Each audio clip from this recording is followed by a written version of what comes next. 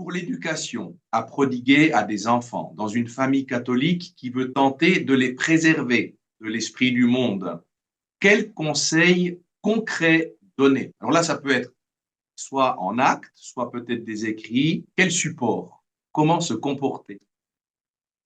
Je dirais que les parents ont l'obligation morale d'éduquer leurs enfants dans la foi catholique et de les préparer aussi aux objections qu'ils vont entendre de la part de l'esprit du monde, si on peut dire. Donc, par exemple, des parents qui ont leurs enfants qui vont à l'école et dont ils savent à l'avance qu'ils vont entendre des discours sur la théorie du genre, sur l'homosexualité, le LGBTQisme, des choses comme ça. Ils doivent préparer leurs enfants dans l'éducation en leur expliquant à l'avance ce qu'ils vont entendre à l'école et pourquoi ces idéologies sont fausses et néfastes et contraires à la nature et la dignité humaine. Et donc, voilà, les armer intellectuellement pour qu'ils aient une saine compréhension de l'anthropologie chrétienne et de la foi chrétienne, au moins au minimum. Donc ça ne veut pas dire qu'ils doivent en faire des théologiens, hein, forcément, hein, mais qu'ils aient au moins un peu de répondants pour se défendre sur ces questions, parce que l'avenir de la France, ça va être justement cette lutte entre... Enfin, il y a de plus en plus d'opposition entre le christianisme et on va dire la morale républicaine, si on peut dire ça comme ça. Donc voilà, être prêt à armer ses enfants pour faire face aux idées du monde. J'ajouterais peut-être un élément, je dirais pédagogique ou psychologique.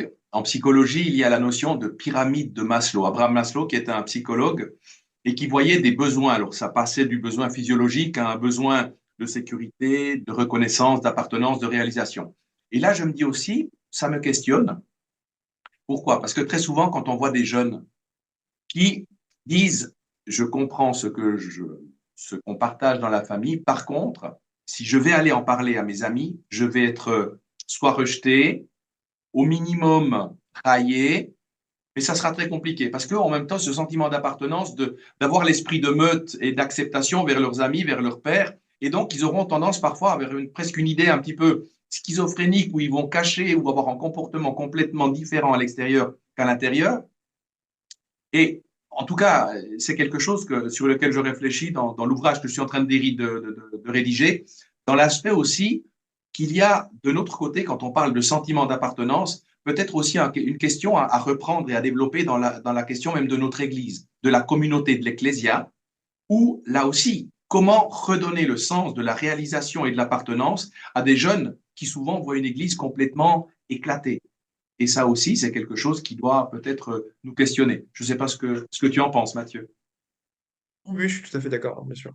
Très bien. Bon, alors très bien, on est sur la même longueur d'onde, mais je pense que là aussi, il faut bien faire comprendre à ces enfants que l'esprit de la loi naturelle d'un évangile qui ne passe pas et de préceptes qui ne passent pas, eh bien, c'est toujours la même chose. Une église qui est envoyée dans le monde, mais qui n'est pas du monde. Et donc, du moment que l'église sera du monde, ça n'est plus l'église. Bien Voilà. sûr. Je pense que ça, il faut le comprendre. C'est qu'elle est déracinée. C'est qu'elle est déracinée et à un moment donné, elle n'a plus rien à dire à ce monde parce que justement, elle s'est complètement conformée et fondue à ces valeurs-là pour convenir, pour séduire, pour être acceptée. Mais ça n'est en tout cas pas l'esprit des prophètes, hein, je ne crois pas.